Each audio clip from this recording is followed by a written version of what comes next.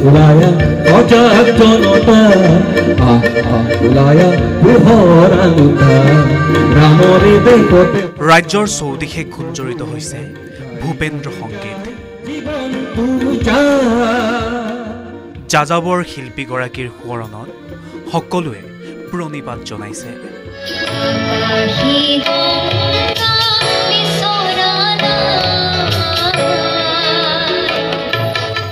তেওঁ জাতিটোৰ স্বাভিমান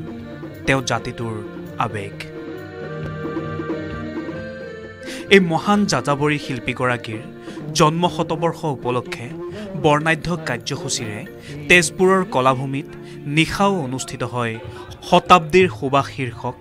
এক আকৰ্ষণীয় সাংস্কৃতিক অনুষ্ঠান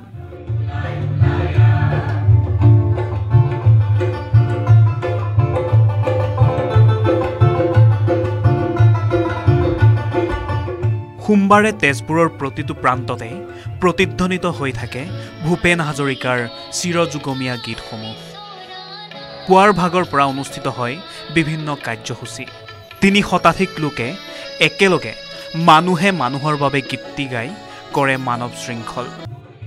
তাৰ পাছত নিশাৰ ভাগলৈ সুৰৰ মূৰ্ছনাত বিভোৰ হৈ পৰে প্ৰতিগৰাকী তেজপুৰীয়া তেজপুৰৰ কেইবাগৰাকীও শিল্পীয়ে ভূপেন্দ্ৰ সংগীত পৰিৱেশন কৰি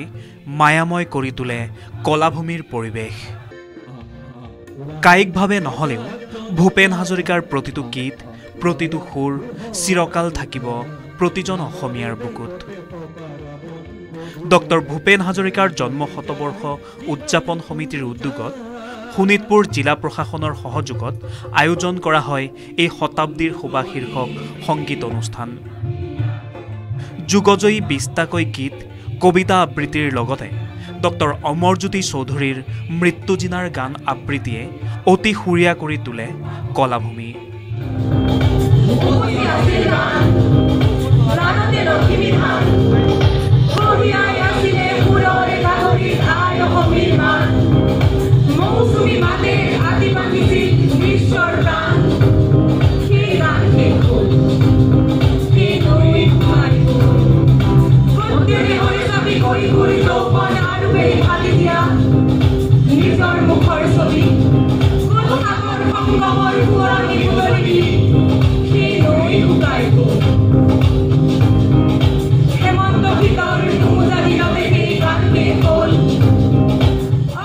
অনুষ্ঠানটোত উদযাপন সমিতিৰ সভাপতি বিশিষ্ট শিক্ষাবিদ ডক্টৰ ভুৱনেশ্বৰ চহৰীয়াই আদৰণি ভাষণ আগবঢ়োৱাৰ লগতে সাংস্কৃতিক অনুষ্ঠানটি উদ্বোধন কৰে জিলা আয়ুক্তগৰাকীয়ে তেজপুৰৰ জনপ্ৰিয় কণ্ঠশিল্পী কামাল ৰছিদ আহমেদৰ পৰিচালনাত সমবেত ভূপেন্দ্ৰ সংগীতেৰে আৰম্ভ হয় শতাব্দীৰ সুবাস শীৰ্ষক সুৰীয়া অনুষ্ঠান